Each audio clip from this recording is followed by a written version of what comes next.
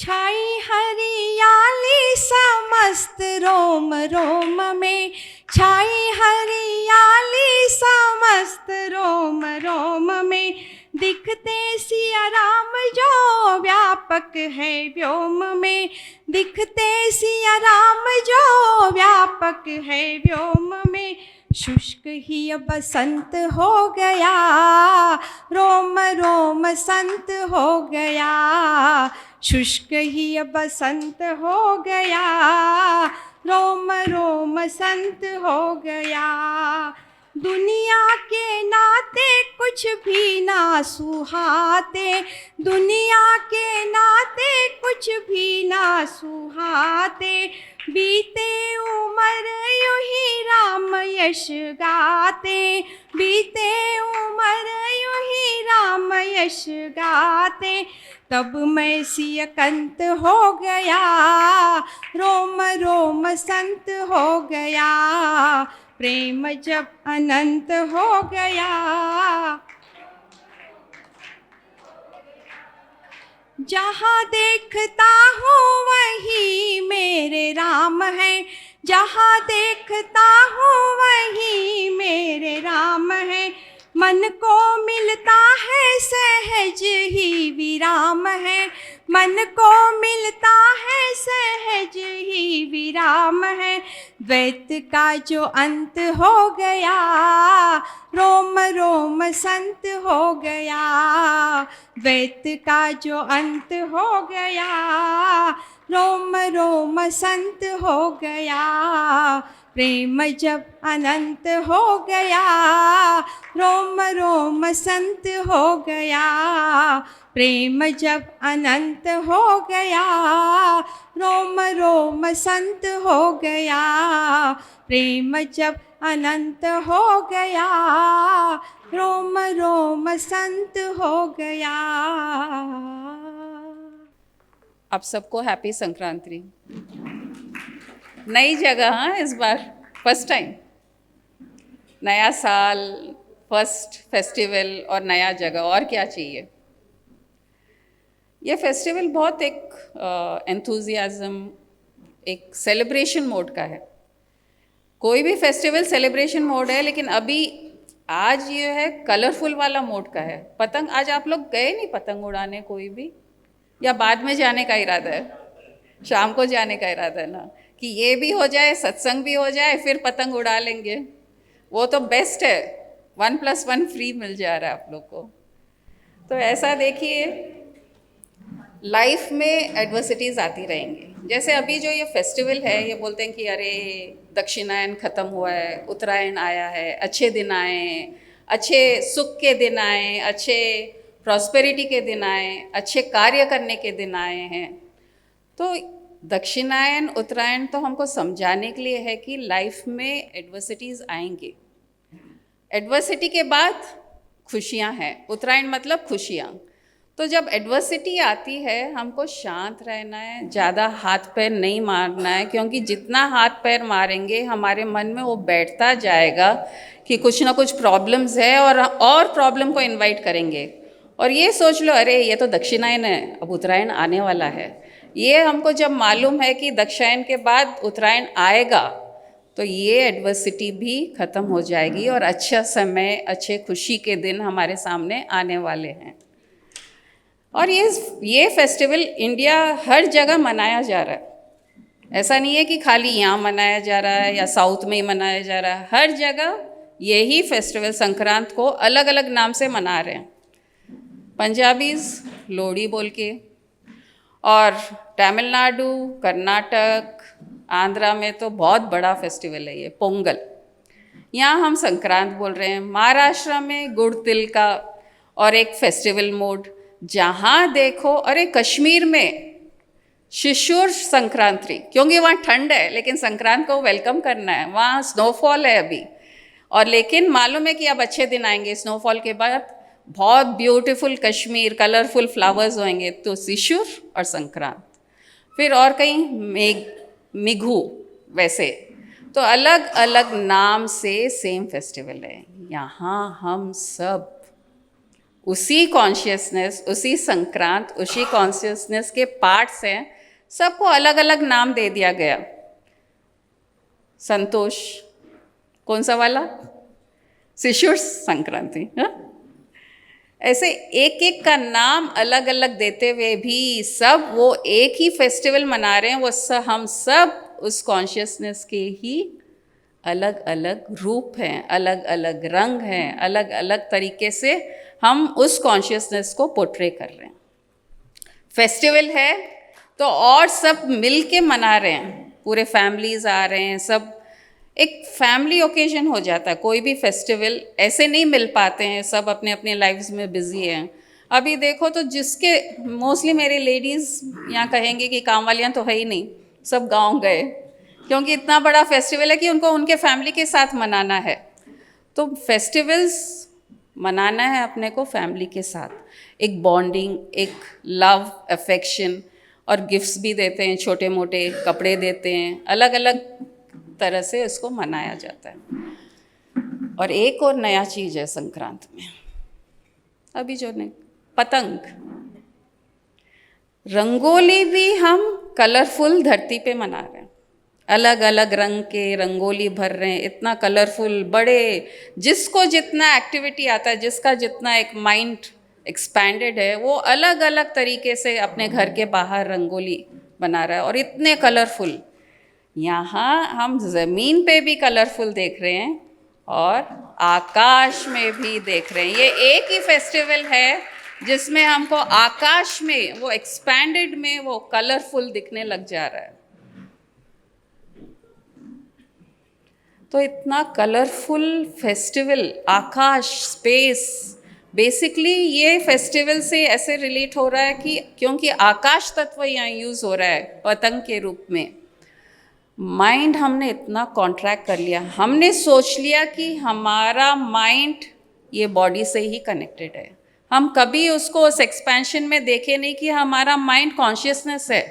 शरीर तो यहाँ नश्वर है, ये ख़त्म होके चला जाएगा, लेकिन माइंड तो वो कॉन्शियसनेस का ही पार्ट है, वो एक्सपैंडेड फॉर्म का पार्ट है। तो माइंड को खोलना है अलग अलग तरीके से, छोटे छोटे रूप में खुशियाँ दे के, और माइंड जब एक्सपैंड होएगा तो हम फिर ब्यूटीफुल थॉट्स पतंग के जैसे उड़ाएंगे, ये रंग का, वो रंग का, और एक्सपेंशन को एंजॉय करेंगे, स्पेस को एंजॉय करने का, एक्सपेंशन को एंजॉय करने का पतंग के रूप में ये एक ही फेस्टिवल है।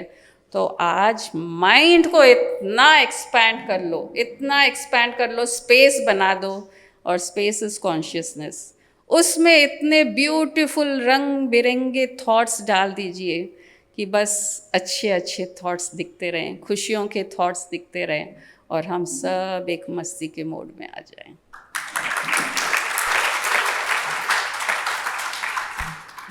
क्या अतुल जी कुछ गाना चाहते हैं क्या? आपके बिना भी फेस्टिवल शुरू नहीं होता है आजकल।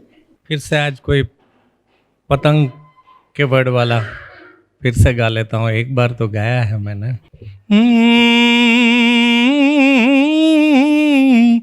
नरतन देह तुझे,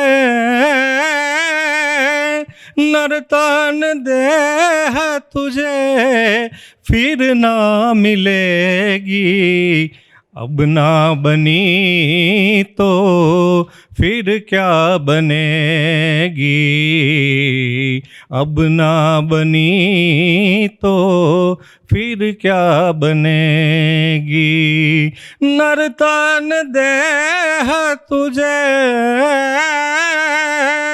नर्तन देह तुझे फिर ना मिलेगी, अब ना बनी तो फिर क्या बनेगी, अब ना बनी तो फिर क्या बनेगी।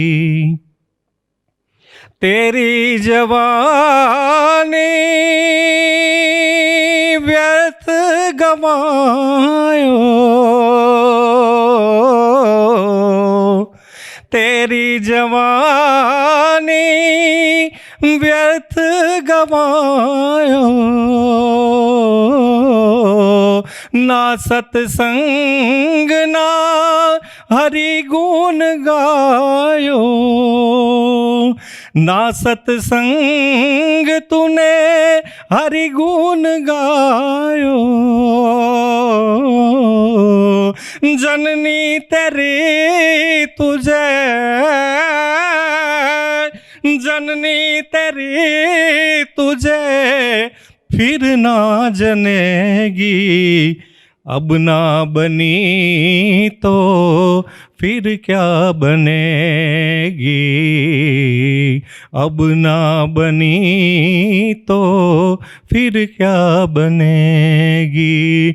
नर्तन देह तुझे,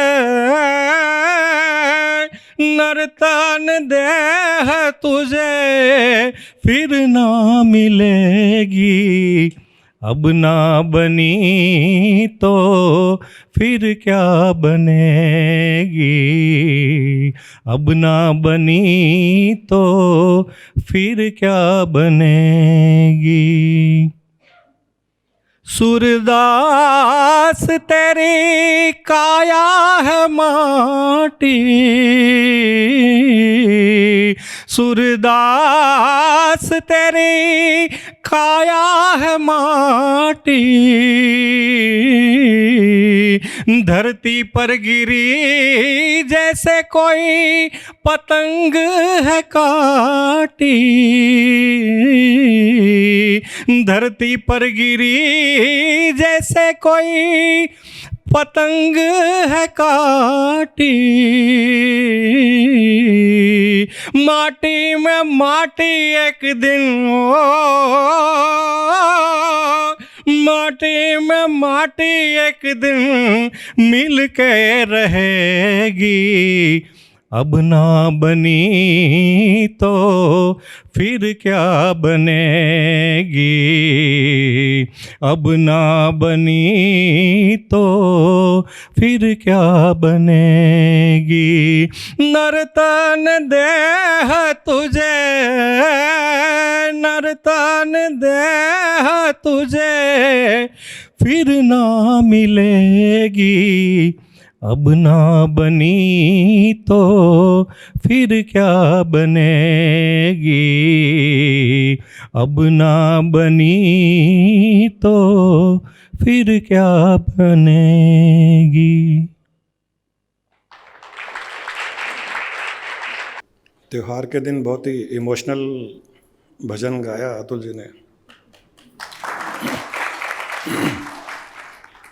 बहुत सही भी है, अब नहीं बनेगी तो फिर कब बनेगी, सब माटी में मिल जाएगा, बहुत सही है। एक मौका मिला है मनुष्य योनि का, मनुष्य योनि में एक और मौका मिला है, अच्छी बुद्धि, अच्छा परिवार, अच्छा शरीर, ये सब मिलने के पश्चात एक और मौका मिला है कि हमारी बुद्धि थोड़ी बहुत आध्यात्मिक झुकाव, आध्यात्मिक मार्ग पर चलने की इच्छा कर रही है। उसमें एक और मौका मिला है कि गुरुओं का सानिध्य मिल रहा है। मैं केवल मेरी बात नहीं कर रहा हूँ, बहुत से गुरु हैं संसार में, बहुत से संत हैं। हमारी अगर इच्छा है तो संत साधु बहुत से हैं जो हमको इस मार्ग में आगे बढ़ा सकते हैं। इतना मौका मिलने के पश्चात भी अगर हमने इस मौके का लाभ नहीं उठाया तो फिर पता नहीं कब ये मौका मिलेगा, क्योंकि सब माटी में मिलने वाला है। ये बहुत विलक्षण मौका है।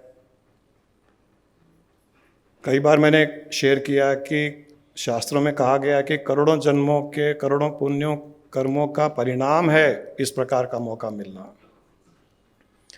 तो इसको, इस मौके को हम बेकार न जाने दें। हमारी आध्यात्मिक यात्रा हम इसी प्रकार आगे बढ़ाते जाएं, करते जाएं। एक दिन सब माटी में मिलने वाला है। ये ध्यान रखते हुए कि हम हर वो चीज़, हर वो कार्य, सब कुछ वो कर रहे हैं जो माटी में मिलने वाला है। क्या हम कुछ ऐसा कर रहे हैं जो माटी में नहीं मिलेगा? क्या हम ऐसा कुछ कर रहे हैं कि शरीर माटी में मिलने के पश्चात भी चेतना में हम स्थित रहें, जो नित्य है, जो सदा रहेगी? क्या हम उस पर ध्यान दे रहे हैं या केवल माटी का ही व्यापार कर रहे हैं? अगर संसार में केवल शरीर भाव में ही जिए, शरीर भाव में ही बड़े हुए, शरीर भाव में ही तरक्की की, शरीर को ही बढ़ाया, शरीर को ही नाम दिया, शरीर को पद दिया, तो हम केवल और केवल माटी का व्यापार कर रहे हैं। हम मिट्टी का व्यापार कर रहे हैं। सारा जीवन हम बर्बाद कर रहे हैं मिट्टी के व्यापार में। शरीर से परे जाना पड़ेगा, आसमान में उड़ना पड़ेगा पतंग के जैसे। अभी जो गुरु माँ ने कहा, बहुत सही कहा कि संक्रांति एक ऐसा त्योहार है जो आकाश की ओर हमें नज़र घुमाने के लिए प्रेरित करता है। बाकी सारे फेस्टिवल्स, बाकी सारे त्यौहार ज़मीन के हैं, सारे त्यौहार ज़मीन के हैं। कोई भी त्यौहार ले लीजिए, वो होली ले लीजिए, दिवाली ले लीजिए, सारे के सारे ज़मीन के त्यौहार है। कोई भी त्यौहार हमको आकाश की ओर देखने के लिए प्रेरित नहीं करता है। संक्रांति एक है जो आकाश की ओर देखने के लिए प्रेरित करता है हमको। हम इससे कई लेसन ले सकते हैं कि ज़मीन पर देखेंगे तो मन संकुचित, कॉन्ट्रैक्टेड रहेगा।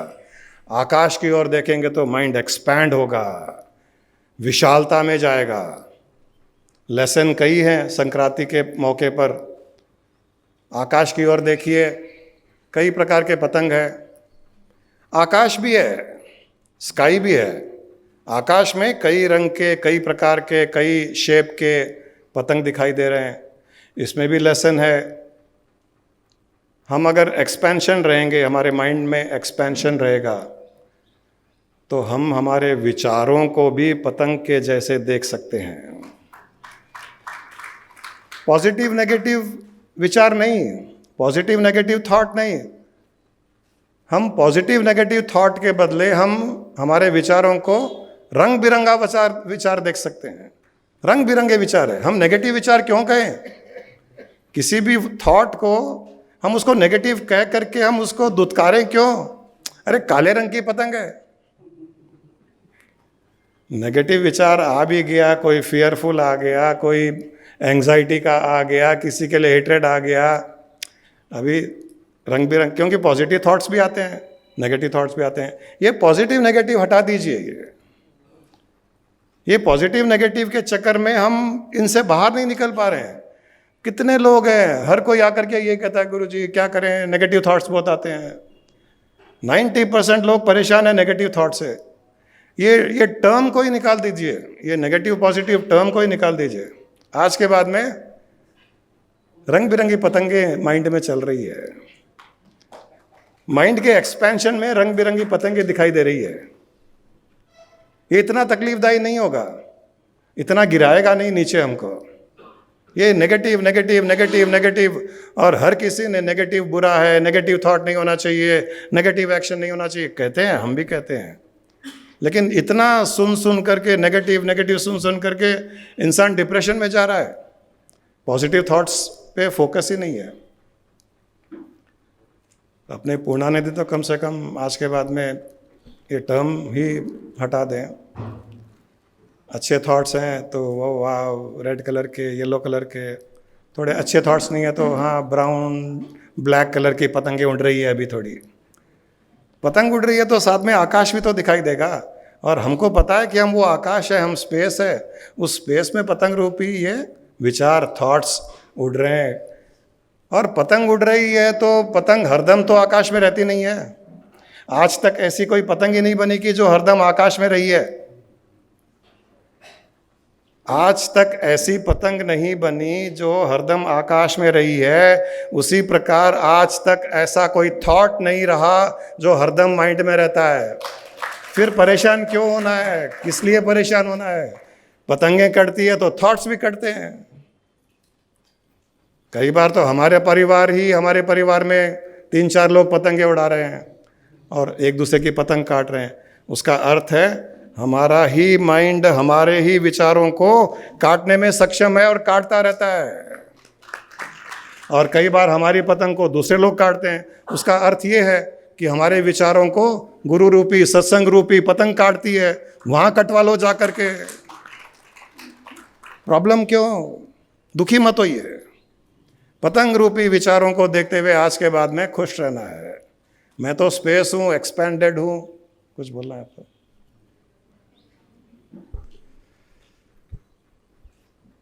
यही है जीवन जीने का तरीका। ज़्यादा डिप्रेसिव, डिसअपॉइंटिंग, नीचे खींचने वाले थॉट्स, टर्म्स को यूज़ करना ही बंद कर दीजिए। ये टर्म्स को यूज़ करना बंद कर दीजिए, लाइफ अच्छी हो जाएगी। उल्टा आज के बाद में एक और कर सकते हैं, हम नेगेटिव को रिप्लेस करके पॉजिटिव टर्म यूज़ कर लें और पॉजिटिव को नेगेटिव कर दें। अब ये लगेगा कि आजकल बहुत पॉजिटिव थॉट्स आ रहे हैं। आजकल बहुत पॉजिटिव, मतलब नेगेटिव थॉट्स को आप पॉजिटिव बोलिए। आज के बाद में हम अगर ये शब्दावली में बदल देते हैं टर्म, तब आप कहीं भी जाओगे किसी को क्या कहोगे? आजकल बहुत पॉजिटिव थॉट्स है। चलिए चेहरा थोड़ा संकुचित करके कहिए, आजकल बहुत पॉजिटिव थॉट्स आ रहे हैं। मैं कहता हूँ 3 दिन में नेगेटिव थॉट्स आने बंद हो जाएंगे, क्योंकि आपका माइंड अब पॉजिटिव थॉट्स आ रहे हैं, पॉजिटिव थॉट्स आ रहे हैं, पॉजिटिव थॉट्स आ रहे हैं। नेगेटिव थॉट्स को पॉजिटिव थॉट्स। क्यों महेश? अच्छा तरीका है ना, सिंपल तरीका है। कुछ अलग कीजिए, जीवन जीने का तरीका बदलिए।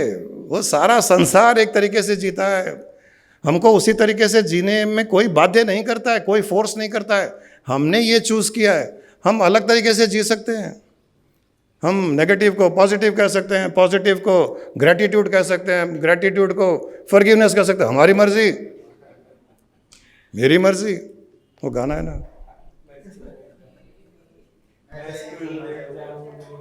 हाँ, मेरी मर्जी। ताजमहल में घर बनवाओ, ओ देखो, मेरी मर्जी। ताजमहल बनवाओ, मेरी मर्जी। घर में छोटा सा ताजमहल बना के बोल सकते हो मैंने ताजमहल बनवाया, और पत्नी के जिंदा रहते हुए मेरी मर्जी। बेचारी को मारे क्यों उसको? उसने तो पत्नी के मरने के बाद बनवाया।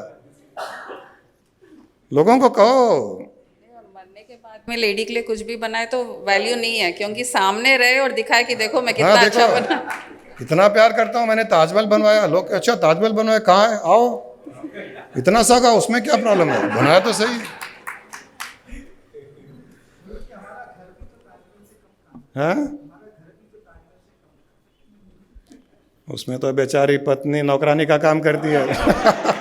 ताजमहल उसको नहीं कहते, ताजमहल उसको नहीं कहते। वो तो बेवकूफ बनाने वाली बात हो गई।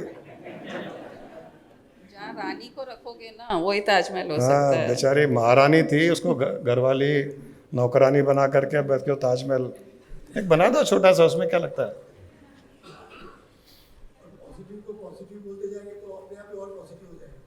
हाँ, करेक्ट। और हमको तो ये लगता है कि हमारे माइंड में पॉजिटिव थॉट्स आते ही नहीं है, तो पॉजिटिव को नेगेटिव कहो, तब क्या कहेंगे? आजकल बहुत, अब नेगेटिव को पॉजिटिव कर रहे हैं, आजकल बहुत पॉजिटिव थॉट्स आ रहे हैं। नेगेटिव थॉट्स आते ही नहीं, क्योंकि पॉजिटिव थॉट्स को हम नेगेटिव कह रहे हैं। हम कौन बोलता है? कोई बोलता ही नहीं है कि बहुत पॉजिटिव थॉट्स आ रहे हैं, कोई नहीं बोलता है। मोस्टली अपने पूर्णानंदियों को छोड़ करके बात हो रही है।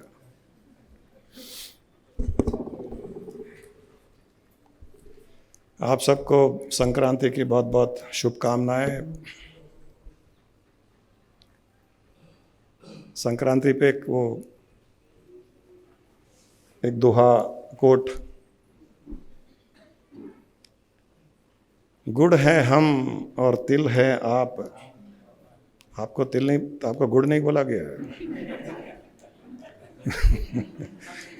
गुड़ है हम और तिल है आप, क्योंकि गुड़ तो मीठा है, तिल में थोड़ी कड़वाहट। तो आप लोग अभी भी तिल अभी ठीक करते हैं, स्टार्ट किया है तो तिल को भी ठीक कर देंगे। गुड़ है हम और तिल है आप, मिठाई है हम, मिठास हैं आप। देखो इम्प्रूवमेंट हो गया। गुड़ है हम, तिल हैं आप, मिठाई है हम, मिठास हैं आप। साल के पहले त्योहार से आज हो रही नई शुरुआत। साल का पहला त्योहार है ये। साल के पहले त्योहार से आज हो रही नई शुरुआत। मीठे गुड़ में मिल गए तिल, मीठे गुड़ में मतलब गुरु में मिल गए शिष्य, भगवान में मिल गए भक्त। मीठे गुड़ में मिल गए तिल, पतंग उड़ी पतंग खिल गए दिल। हर पल सुख और हर दिन शांति आपके जीवन में लाए ये मकर संक्रांति।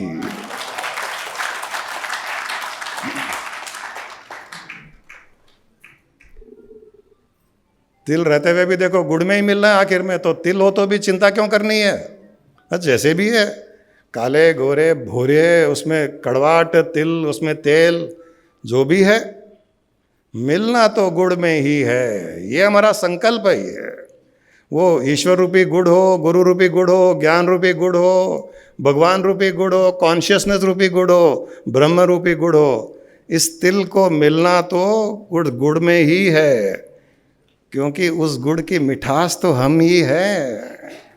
हमारे बिना तो गुड़ भी फीका है, मिठास भी हम है। अगर भक्त नहीं तो भगवान की मिठास कहाँ? भक्त ही मिठास है भगवान का। भगवान अगर मिठाई है तो भक्त मिठास है, गुरु अगर मिठाई है तो भक्त शिष्य मिठास है। हमारी पदवी बहुत ऊंची है, हमारी पदवी भगवान से ऊंची है। क्योंकि अगर संसार में भक्त नहीं होता, संसार में अगर भक्त नहीं होता तो भगवान नहीं होता। संसार में अगर शिष्य नहीं होता तो गुरु भी नहीं होता। संसार में स्टूडेंट नहीं होता तो टीचर नहीं होता। ये बहुत आवश्यक है। अपने आप को उससे बड़ा मानो, तुच्छ मानने की आवश्यकता नहीं है। भगवान को बोलो तू ज़्यादा अहंकार मत कर अपने ऊपर, तू ज़्यादा अपने आप को अपना बड़ा मत मान। मैं हूँ तो तू है। मैं कहता हूँ वो बहुत खुश होगा। उसको ऐसे लोग चाहिए, ऐसे कहने वाले चाहिए कि मैं हूँ तो तू है। हम डरते हैं, भगवान को ऐसे नहीं बोल सकते, हे भगवान आप है तो मैं हूँ। अरे आप है तो मैं हूँ क्या? अगर सारी सृष्टि में मनुष्य नहीं होता तो भगवान होता क्या? नहीं होता। उसको जानता कौन? वो तो शिष्य है, भगवान है, भक्त है। मनुष्य है तो जान रहा है कि भगवान है। मनुष्य नहीं होता तो भगवान भी नहीं होता। 84 लाख योनियाँ भी होती लेकिन मनुष्य नहीं होता तो भगवान नहीं होता, क्योंकि बाकी योनियाँ तो जानती नहीं है भगवान होता क्या है। हम बहुत विलक्षण योनि है हमारी। ये कॉन्फिडेंस रखो, ये भावना रखो। इसमें अहंकार नहीं है, इसमें प्रेम है। एक बच्चा कहता है ना माँ से कि मैं हूं तो तुम माँ हो। अगर एक औरत के बच्चा नहीं होगा तो माँ कैसे होगी? वो बच्चा है तो वो माँ है, बच्चा है तो ममत्व है, हम हैं तो भगवान है। ये मेरा प्यार है उसके लिए, ये मेरा प्यार है उसके लिए। अहंकार में और प्रेम में बहुत अंतर है। ये प्रेम की भाषा है, इसमें बहुत शुद्ध प्रेम, और दोनों तरफ की। मैं उसके प्रेम को भी आकर्षित कर रहा हूँ। आज अगर बच्चा कहता है कि ये माँ तू माँ है तो मेरे कारण है, माँ गले लगा के चूमेगी उसको, पुछ पुछ पुछ पुछ करेगी, खुश होती है, दुखी नहीं होती है। अहंकार नहीं है उसको, अहंकार नहीं दिखता उसमें, बहुत प्यार दिखता है। जीवन ऐसे जीने का तरीका है। ये रोते धोते negative thoughts, positive thoughts, negative को पॉजिटिव में रिप्लेस करें, बंद करो। ये माटी में मिल जाओगे, मिले हुए ही है। एक वो माटी चल रही, घूम रही, फिर रही, हम सोच रहे हम चल रहे, हम घूम रहे। एक कपल था ना, वो कहीं दोनों बहुत आध्यात्मिक थे, पूर्णानंदी थे। यही अपने कोठारी जी और अर्चना कहीं जा रहे थे जंगल में, दोनों योगी ध्यानी। तो वो सामने, कोठारी जी सामने चल रहे, अर्चना पीछे पीछे चल रही, आराम से डांस करते करते। कोठारी जी स्माइल करते हुए आगे चल रहे। उनको सोने के सिक्के दिखे सामने ज़मीन पर पड़े हुए। तो कोठारी जी ने धीरे से पाँव से मट्टी को हटा करके उस सोने के सिक्के के ऊपर मट्टी डाल दी ऐसे, चुपचाप आगे चले। एक और सिक्का दिखा, फिर उन्होंने मट्टी पाँव से ऐसे मट्टी हटा करके सोने के सिक्के के ऊपर डाल दी। वो इसलिए कि पीछे जो पत्नी आ रही है, अर्चना आ रही है, उसको दिखाई नहीं देना चाहिए कि सोने के सिक्के, नहीं तो उसका मन ललचाएगा। तो ऐसे आगे जाते गए, सोने के सिक्के दिखते गए, ये मट्टी डालते गए सोने के सिक्के के ऊपर। पीछे अर्चना मस्त डांस करते हुए आ रही थी। आखिर में अर्चना ने बोली, कोठारी जी मिट्टी के ऊपर मिट्टी क्यों डाल रहे हो?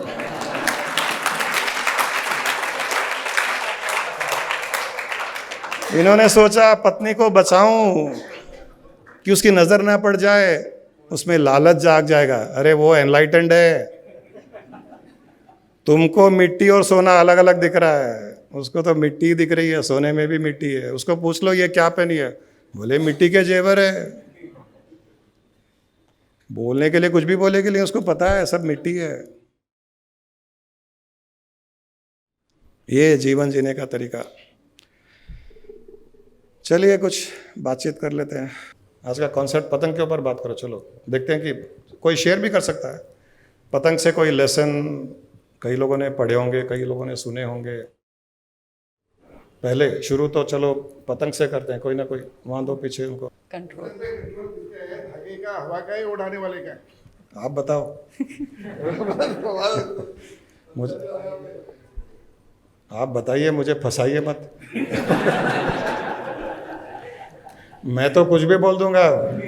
आप शेयर कीजिए ना, अपना थॉट प्रोसेस शेयर कीजिए। सहमत नहीं होंगे, आपकी बात से सहमत हो जाएगी। हमसे सहमत नहीं होंगे बहुत लोग होंगे, आपसे सहमत सभी लोग होंगे।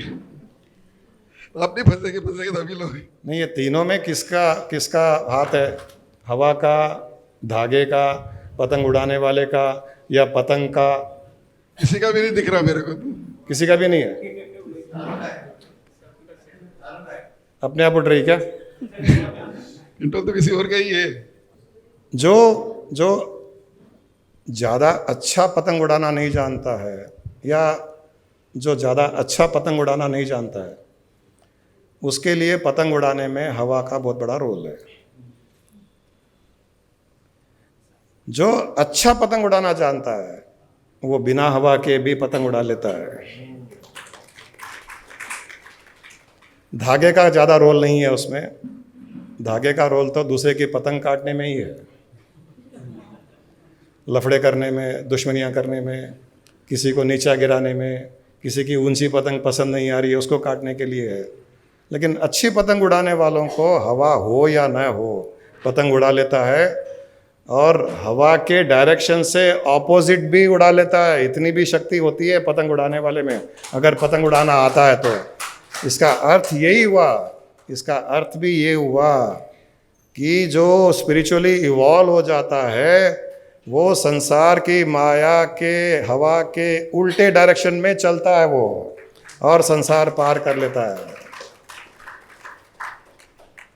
पतंग की बात जब याद आती तो हमेशा एक बात ध्यान में आती कि जब तक पतंग की डोर अपने हाथ में है तब तक पतंग हवा में ही उड़ रही है, और जैसे ही अगर डोर छोड़ दिए तो पतंग का अस्तित्व भी चले जाता है, एकदम हवा में लहराते हुए एकदम गिर जाती। तो उसका अस्तित्व जब तक ही है, जब तक गुरु के हाथ में अपनी डोर है और गुरु के साथ है हम लोग, तब तक हमारी पतंग हवा में ही उड़ती रहेगी, हमेशा कटती नहीं है। कटती नहीं है और हमेशा रहेगी उसके साथ। ये सरेंडरनेस, अपने जीवन की डोर, अपने जीवन रूपी पतंग की डोर हम अच्छे उड़ाने वाले के हाथ में दे दें तो वो ऊपर भी उड़ाएगा और कटने नहीं देगा।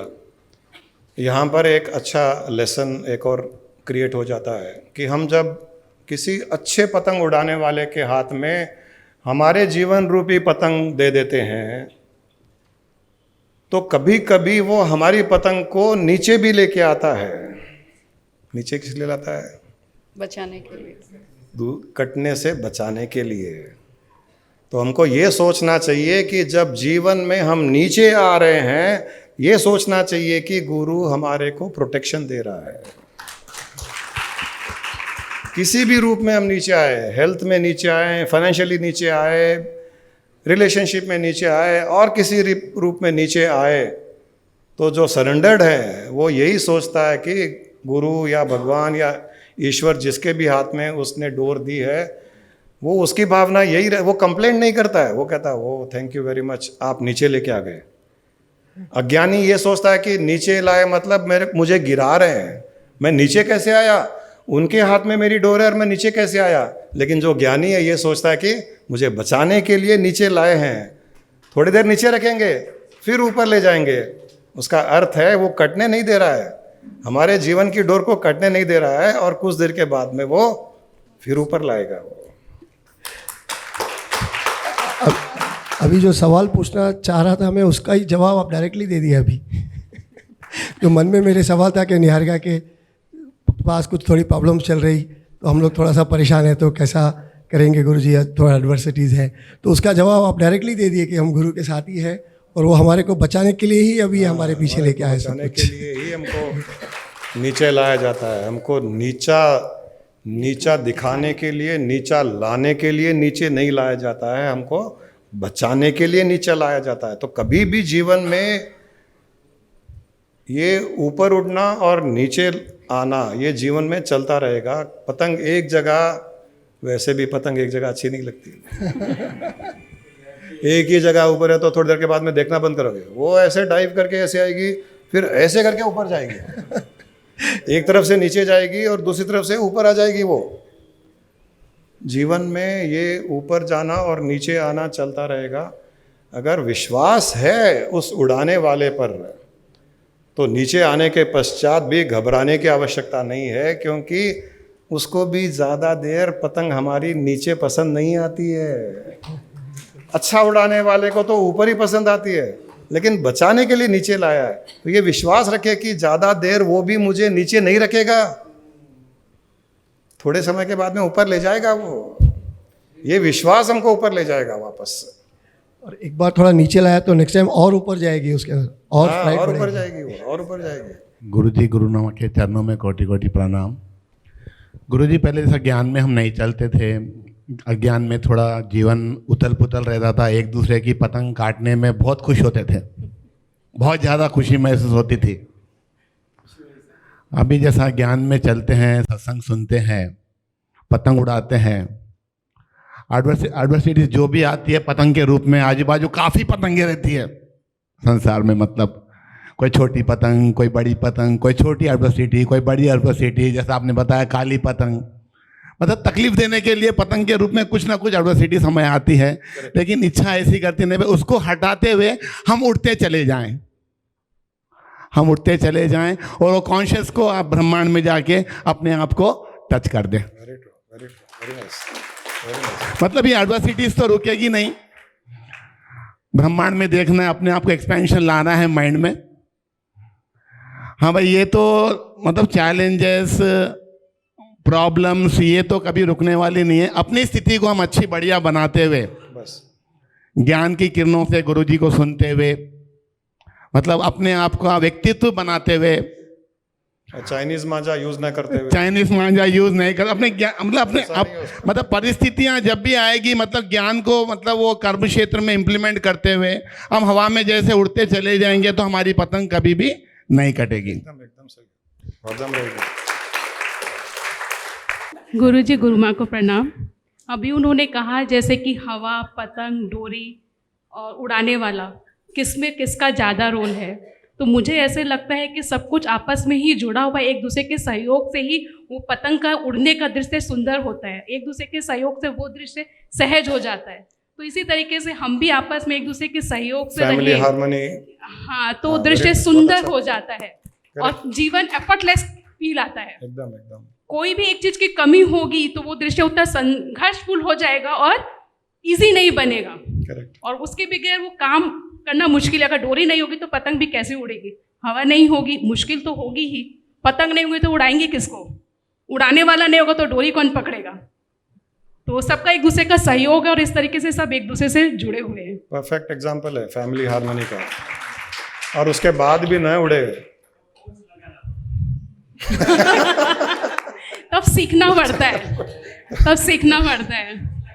मेरे मुंह से निकलते निकलते अतुल जी के मुंह से निकल गया, वो ज़्यादा ही कनेक्ट हो गए। मैं भी कहने वाला था कि ज्ञान रूपी पूंछ, गुरु रूपी पूंछ लगा दो, फिर तो उड़ेगी उड़ेगी। करेक्ट। प्रणाम गुरु जी। एक मिनट। गुरु की पतंग ऐसी है, इतनी स्ट्रांग है कि जो उनकी शरण में आता है तो वो देखते नहीं है कि ये इसकी पतंग बहुत भारी है और इसकी तो छोटी है या इसके मांझा वीक है। गुरु तो हर एक जो वीक है उसका हाथ पकड़ के जो शरण में आया है उसको ही उठाते उड़ा देता है। वो मांझा भी जरूरत नहीं है, वो सादा क्या बोलते सादी से भी उड़ा लेता है, सादी से काट भी देता है। अच्छा उड़ाने वाला होता है तो सादी से चाइनीज मांझे को भी काट देता है। हम काटते थे, उसका तरीका होता है, उसको अपनी पतंग को इतना दूसरे की पतंग में इतना लपट दो पहले उसको गोल गोल गोल गोल गोल गोल गोल, फिर आप खींचिए, आपके पूरा वो इधर ही आ जाएगा वो। गुरु जी नमस्कार। जैसा कि आपने बहुत सुंदर बात बताई आज कि ये साल का पहला फेस्टिवल है, त्यौहार है, ये हमें आकाश की ओर देखने को सिखाता है। तो आपके सत्संग में आके हमेशा यही चीज़ हमको सीखने को मिलती है, प्रेरणा मिलती है कि हमेशा प्रसन्नता से जीना है, ऊपर उठ के जीना है। और पतंग हमें एक लेसन ये भी सिखाती है कि आप कितना भी जीवन में उड़ लो, एक बार तो मिट्टी में मिलना ही है। तो हमने तो हमारी जो जीवन रूपी पतंग है आपके चरणों में सौंप दी है। अब आपसे ही प्रेरणा लेके हम जीवन जी रहे हैं, तो ये हमारे लिए बहुत खुशी की बात है। मैं अभी यहाँ आ रहा था तो मुझे एक थॉट आया कि हम भाग्यशाली है कि भाग्यनगर में बसे हुए हैं, मगर हम सौभाग्यशाली है कि हमें गुरुजी और गुरु माँ का सत्संग मिला है और उनके चरणों का सानिध्य मिला है। एक्चुअली अभी जो हमने स्टार्टिंग में कहा कि बिना भक्त के भगवान का भी अस्तित्व नहीं है, बिना शिष्य के गुरु का अस्तित्व भी नहीं है, तो सारा का सारा श्रेय आपको ही जाता है। गुरु के होने का श्रेय भी शिष्य को ही जाता है। और आप जैसे लोग जब मिलते हैं, सत्संग में आते हैं, अच्छी अच्छी बातें करते हैं, तो गुरु का सीना भी चौड़ा हो जाता है, छाती चौड़ी हो जाती है कि इतनी अच्छी अच्छी बातें करने वाले भी हैं, इंसान है। केवल संसारिक बातें, केवल बिजनेस की बातें, केवल स्टॉक मार्केट की बातें, केवल रशिया यूक्रेन वॉर की बातें, एकता कपूर के सीरियल की बातें करने वाले भी नहीं, कुछ अच्छी बातें करने वाले भी लोग हैं संसार में। ये भाग्यशाली का सौभाग्य है, भाग्यनगर का सौभाग्य है कि आप जैसे लोग हैं यहाँ। प्रणाम गुरु जी, गुरु माँ, सभी भाई बहनों को मेरे तरफ से संक्रांति का शुभकामनाएं आप लोगों को। मैं भी बहुत पतंग उड़ाया बचपन में, कम से कम हमारे बंगले पे 30-40 लोग पतंग उड़ाते थे, लेकिन शाम में जो है लाइट पतंग उड़ाते थे। अभी जो है डिवाइन लाइट पतंग उड़ाएंगे, डिवाइन, क्योंकि डिवाइन लाइट को जो है कोई खतरा नहीं है, कोई काट नहीं सकता। फिर हम उतार लेते थे, फिर भी वो दिया जलते रहता था, अब उसको ऐसे ही छोड़ देते थे। So divine light is more important. So उसमें अहम बात है कि वो आध्यात्मिक लाइट है, वो जगाना चाहिए। वो दिन में भी वो प्रकाश दिखाई देता है, और दिन में भी दिखाते हैं, सूरज भगवान तो है ना। नहीं, हमारा लाइट तो सूरज से भी ज्यादा तेज है, वो तो रात का इंतजार भी नहीं करना पड़ता है वो लाइट के लिए। तो हमारी कॉन्शियसनेस जो है वो सदा मौजूद है हमारे में। हमारी कॉन्शियसनेस, सूर्य चंद्रमा को प्रकाश दे रहा है, सूर्य धरती को प्रकाश दे रहा है, सूर्य सारे आकाश को, ब्रह्मांड को प्रकाश दे रहा है, लेकिन सूर्य को प्रकाश देने वाला हमारा कॉन्शियसनेस है। हमारी कॉन्शियसनेस हमारे शरीर को प्रकाश देता है। हम सूर्य को भी प्रकाश देने वाले हैं। सूर्य को प्रकाशित करने वाले हमारा कॉन्शियसनेस, हमारी चेतना है। दियो यौन प्रचोदयात। कितना बड़ा स्तर है हमारा, बहुत अच्छी बात है। गुरुजी प्रणाम। बिखरे हुए रिश्तों की डोर को मजबूत कैसे करें? गुरु के हाथ में, भगवान के हाथ में, ईश्वर के हाथ में ही सौंपना पड़ेगा। हो सकता है हमारे प्रारब्ध कर्म है, हो सकता है ये सब होना था, ये भी हो सकता है कि ये बहुत हमारे अच्छे के लिए, सुरक्षा के लिए होना था। अगर ये ऐसा नहीं होता, रिश्ते बिखरते नहीं, तो शायद आपके जीवन में और बड़ी कठिनाई आ सकती थी जो हम सोच नहीं सकते हैं। कई लोगों के रिश्ते बिखरे हुए नहीं है, लेकिन उनके जीवन में आपके जीवन से 1000 गुना अधिक कठिनाइयाँ भी आई है। तो कई बार वो बिखरना भी शायद हमारे भाग्य के लिए अच्छा है। विश्वास ये रखिए कि जो बिखरा है वो वापस समेट लेंगे, वो सिमट जाएगा। ईश्वर है, सिमट लेगा वो, चिंता मत कीजिए, किसी पर छोड़ दीजिए। कोई चीज जब हमारे वश के बाहर हो जाती है, हमने हमारा पुरुषार्थ किया, हमने एफर्ट डाला, हमने सब कुछ किया, फिर भी अगर बिखरे हुए रिश्ते ठीक नहीं हो रहे हैं, तब हमारे पास में एक ऑप्शन है कि जो सर्व सक्षम है, जो सर्वशक्तिमान है, उसके ऊपर छोड़ दीजिए। अब ईश्वर मेरे बस की बात नहीं है, अब तुम जानो। वो समय आने पर उनको समेट लेगा, बिखरे हुए मोतियों को वापस माला में पिरो लेगा, वो पिरोएगा, चिंता मत कीजिए। मोती बिखरे हुए हैं, बिखरे हुए भी अच्छे लगते हैं कई बार, वो भी सुरक्षा कवच है। जब गुरु जी के हाथ में हमारी डोर है तो हमारी पतंग नीचे आने का सवाल ही नहीं आता, बस हम तो ऊंचे ऊंचे उड़ते रहेंगे। अच्छे पतंग उड़ाने वाले तो अपने बचपन में उड़ाते थे, एक ही डोर में 20 पतंग भी बांध लेते थे। ये भी उड़ाते ना कई लोग, कई पतंग अपन एक ही धागे में कई पतंग बांध के उड़ाते रहते हैं। तो वैसे ही आध्यात्मिकता में गुरु पतंग उड़ाने वाला है, एक एक शिष्य आता जाता है, वो उसी डोर से बांधता रहता है। गुरु के हाथ में डोर है, फिर चिंता की बात ही नहीं है। प्रणाम गुरु जी, प्रणाम गुरु माँ। सभी को संक्रांति की बहुत बहुत शुभकामनाएं। एक बात में, आपने काइट का मुझे ज़्यादा नॉलेज नहीं है, कभी काइट ज़्यादा उड़ाई नहीं है, तो एक बात मुझे ध्यान में आ रही है कि अगर हमारे पास काइट भी है, डोर भी है, हवा भी है, टेरेस भी है उड़ाने के लिए, हम भी हैं, फिर भी हम अगर पतंग को आसमान में नहीं छोड़ते हैं तो कोई भी कुछ नहीं कर सकता है उसमें। Very true, very true. तो हमारा भी पहले हमें शुरुआत तो करनी ही पड़ेगी, कहीं ना कहीं शुरुआत करनी पड़ेगी, और सब कुछ है अवेलेबल। यस, तब तो उड़ाना ही चाहिए, उड़ाना ही वेरी चाहिए। ट्रू। यही बहुत ऐप्ट है जो हमने स्टार्टिंग में कहा कि जो शास्त्रों में कहा गया है, नर जंतु नाम नर जन्म दुर्लभ मत है पुस्तम ततो विप्रता आत्मनात्म विवेचनम, कि 84 लाख योनियों में मनुष्य योनि मिलना, मनुष्य योनि में अच्छी बुद्धि वाली योनि मिलना, अच्छी बुद्धि वाली योनि में एक अच्छा परिवार मिलना, फिर उसमें आत्मा अनात्मा का विवेचन करने की उसकी इच्छा उजागृत होना, फिर उसको आगे ले जाने वाले गुरु मिलना। ये आपने जो कहा, ये वही बात हो गई कि पतंग भी है, डोर भी है, चरखी भी है, हवा भी चल रही, छत भी है। ये कई पुण्यों कर्मों का परिणाम है, और अब भी अगर पतंग नहीं उड़ाई तो हमसे दुर्भाग्यशाली कोई नहीं होगा। तो मनुष्य योनि मिल गई, गुरु मिल गए, ज्ञान को समझने की क्षमता मिल गई, हर तरह से कंजीनियल है, हर तरह से फेवरेबल है, और फिर भी अपने आत्मा की पतंग नहीं उड़ाई तो मिट्टी के बराबर ही है। फिर पता नहीं ये मौका कब मिलेगा। एकदम सही है। इसलिए इसको छोड़ना नहीं है, इसके पीछे इतना पड़ जाना है कि हम वो अपने जो उद्देश्य है जीवन जीने का, उसको प्राप्त करके ही रहे। हम आकाश में उड़े और हर पल आकाश में उड़े, वो ही हमारा उद्देश्य होना चाहिए।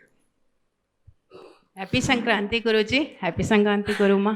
कल हम फ्रेंड्स के साथ पतंग उड़ाने टेरेस पर गए थे, तो सब दोस्त बोल रहे थे कि भाई अरे पतंग तो हम लोग लेडीज़ उड़ाने ही नहीं आ रही है, उड़ाने ही नहीं आ रही। कोई बोल रहा था कन्ने अच्छे नहीं डाले हैं, कोई बोल रहा था अरे पतंग ही अच्छी नहीं, उड़ रही नहीं। मैंने कहा वाहेगुरु, आप है ना, मैं पतंग हो और आप डोर हो, मुझे तो उड़ना है, ऐसे कहा। और जैसे ही पतंग उड़ाई, किसी ने छोड़ा पतंग को और मेरी पतंग इतनी ऊपर उड़ी और मैं बहुत खुश हो गई। मुझे कल ऐसे एहसास हुआ कि हाँ मैं भी पतंग उड़ा सकती हूँ क्योंकि मेरा गुरु मेरे साथ थे। हैप्पी संक्रांति। उड़ा नहीं सकती हो, मैं उड़ सकती हूँ गुरु के हाथ में। अगर वाहेगुरु बोल दिया तो उड़ सकती जैसे ही वाहेगुरु बोला और पतंग इतनी ऊपर उड़ गई और सब दोस्त खुश हो गए। थैंक यू गुरु जी। हमारे अंदर किसी प्रकार का दोष नहीं है। आपने अभी बहुत सही एग्जाम्पल दिया है। हम पतंग को दोष दे रहे हैं, कन्नी को दोष दे रहे हैं, धागे को दोष दे रहे हैं, हवा को दोष दे रहे हैं। वैसे ही हम अपने आप को दोष देते रहते हैं। मैं क्या करूं, अभी परिवार की जिम्मेदारियां हैं, मैं क्या करूं, अभी व्यापार करना है, मैं क्या करूं, बच्चों को संभालना है, क्या करूं, पोते पोतियों को देखना है, क्या करूं, पढ़ाई करना है, क्या करूं, ये करना है। इसके लिए मैं आध्यात्मिकता में उड़ नहीं पा रही हूं, उड़ नहीं पा रहा हूं। ये केवल और केवल दोष आरोपण है। वाहे गुरु बोल करके गुरु के हाथ में अगर छोड़ दिया, ये सारे सब कुछ रहते हुए भी हम उड़ सकते हैं। नजरिया बदला तो नजारे बदल गए सर। नजरिए को बदला तो नजारे बदल गए। एकदम सही है, बहुत अच्छी बात है। जिसको उड़ने की इच्छा है उसके लिए ये रेस्ट्रिक्शंस कोई मायने नहीं रखता है, कोई मायने नहीं रखता है। इतने साधु संत वे, जो हम भी है, हमारी फैमिली है, हमारे घर में परिवार में 4 जनरेशन रहते हैं, हर एक की अपनी अपनी जिम्मेदारियां हैं, ड्यूटीज है, रेस्पॉन्सिबिलिटीज है, सब कुछ है। फिर भी आध्यात्मिकता में हम तो उड़ रहे हैं। तो ये सबके लिए पॉसिबल है। लोगों को उड़ना नहीं है तो कहीं ना कहीं ब्लेम गेम, अभी क्या करें, अभी ऐसा है, अभी हेल्थ ठीक नहीं है, अभी ये नहीं है, अभी वो नहीं है, बहाने हैं। उड़ने की इच्छा नहीं है। उड़ने की इच्छा तो कौन रोकने वाला है? कोई नहीं रोकेगा। और वैसे भी उड़ेंगे तो दूसरों को अच्छा लगेगा, चलो अच्छा है उड़ गए वो, अपन आराम से आप उड़ते रहो तो पति बच्चे सब खुश है, उड़ रही है ना, उड़ने तो अपन चुप रहो। एक आदमी पतंग उड़ा रहा था, क्या देवेंद्र तुम ही उड़ा रहे थे शायद, पतंग उड़ा रहे थे पास वाली छत पे। भाभी जी पतंग उड़ा रही थी, कोई पड़ोसन को भाभी जी कहा जाता है।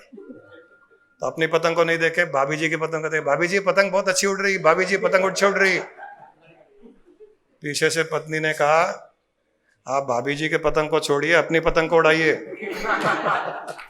हाँ देवेंद्र। मतलब आज हमारा संडे भजन का समागम होता है, तो मैंने कहा मैं रमेश जी के पास जा रहा हूँ। तो हमारे लोग ऑब्जेक्शन करते हैं कि तुम निर्गुण में क्यों जाते हो सगुण को छोड़ के। फिर मैंने कोई जवाब दिया नहीं, क्योंकि मुझे लगा कि भाई कोई बहसबाजी करना बेकार है। और एक बार मैंने वो भजन भी गाया था, रूप नहीं रंग नहीं, नहीं भरन छाया, निर्गुण रूप तू ही रघुराया। वो लाइन पे इतना ऑब्जेक्शन आया कि आप ऐसा निर्गुण रूप बोलना ही बहुत बड़ा दोष है। फिर दूसरे वो विट्ठल के वगैरह भजन करवाए। तो मतलब मुझे कभी जवाब मिलता नहीं है इसका, सुगुण निर्गुण में इतना भेद क्यों करते हैं। तो आपसे जानना चाहता था इसके बारे में। नहीं, जान करके तर्क वितर्क करोगे तो और मुश्किल हो जाएगी, नहीं जानना ही ठीक है। आप कुछ बोल दोगे वो मेरे गले पड़ेंगे आकर के।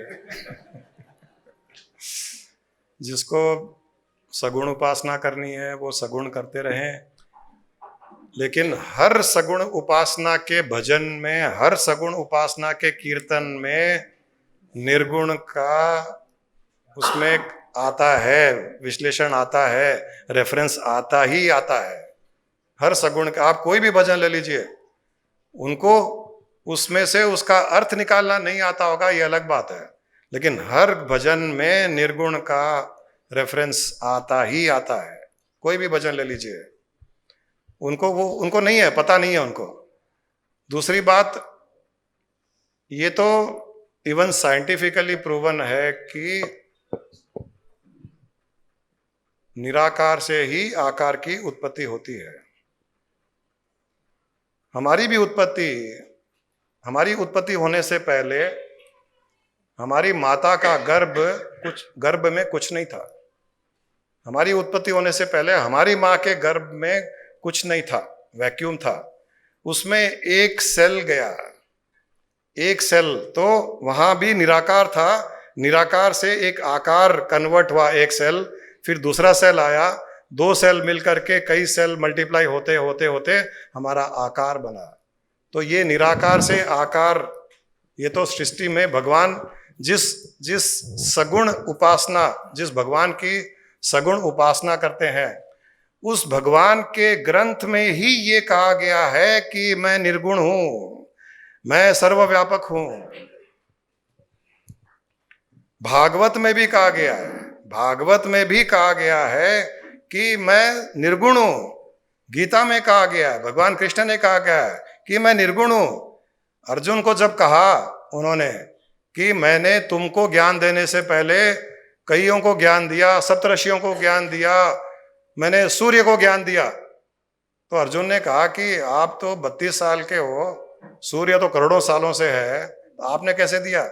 बोले तुम जो देख रहे हो मुझे, मैं वो कृष्ण नहीं हूं, मैं निराकार निर्गुण सारी सृष्टि में व्याप्त वो कृष्ण हूं।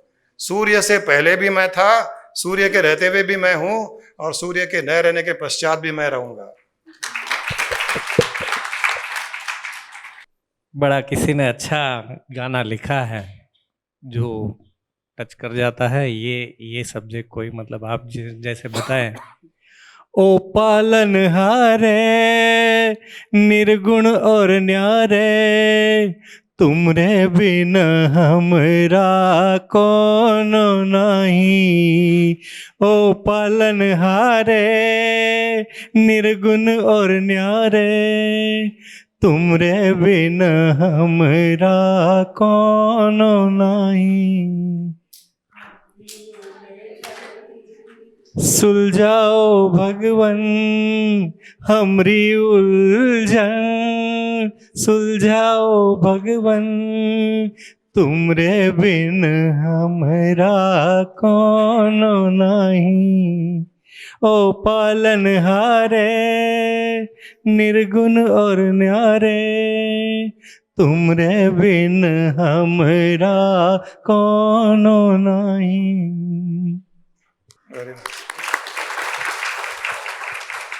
ये जैसे यहाँ बिल्डिंग बनी हुई है, इस बिल्डिंग बनने के पहले यहाँ क्या था? कुछ नहीं था, एम्प्टी स्पेस था, निराकार था। तो कुछ बिल्डिंग बनी, तो यहाँ पर हमने जो निराकार था इस बिल्डिंग के बनने से पहले, हम उसको भूल करके अब कह रहे हैं कि यहाँ एक आकार है। ये बिल्डिंग बनाने के पश्चात भी वो जो निराकार जो स्पेस है वो अभी भी है, और ये बिल्डिंग के न रहने पर भी वो रहेगा। तो निराकार नित्य है, आकार अनित्य है। आकार अनित्य है, निराकार नित्य है। वो नित्य है, वो न कभी पैदा हुआ, न कभी मृत्यु होगी, न कभी वो नष्ट होगा। आकार का गुण ही है। सगुण का अर्थ है, गुण का अर्थ है कि कहीं ना कहीं वो गुण प्रारंभ हुआ, उस गुण की रचना हुई, और वो गुण अंत में समाप्त होगा। गुण का अर्थ ही है कि वो नष्ट होने वाली चीज है। निर्गुण नष्ट होने वाली चीज ही नहीं है वो। तो इसलिए शाश्वत तो वही है, निर्गुण है वो, निराकार निर्गुण है। और निराकार में ही आकार छुपा हुआ है। निराकार निराकार में ही आकार छुपा हुआ है, आकार में निराकार नहीं है। तो उससे भी वो प्रूव हो गया कि आकार से निराकार, निराकार से ही आकार आया। आप ज्यादा तर्क वितर्क मत कीजिएगा उनसे। गुरु जी गुरु माँ की सादर प्रणाम। सदाचरण स्पर्श, सभी पूर्णानंदी भाई बहनों को भी संक्रांति और पोंगल की बहुत बहुत शुभकामनाएं। गुरुजी, मतलब जैसे हम लोग भी आपसे जुड़े हैं, पर हम लोग को भी ऐसा लगता है कि हम पहले से जुड़ जाते तो बहुत अच्छा रहता, लेकिन ऐसा हो नहीं पाया, ऐसा हो नहीं पाता है। पता नहीं, पहले से जुड़ जाते, सबके ये मन में शिकायत रहती है कि पहले से हम जुड़ जाते गुरु जी साहब। मतलब मान लो हम आपसे 5 साल से जुड़े हुए हैं, 10 साल से जुड़े हैं, तो और 20 साल से पहले जुड़ जाते, ऐसे मन में इच्छा होती, भाव आता है। पहले से जुड़े हुए ही थे, बीच में मेले में चले गए थे।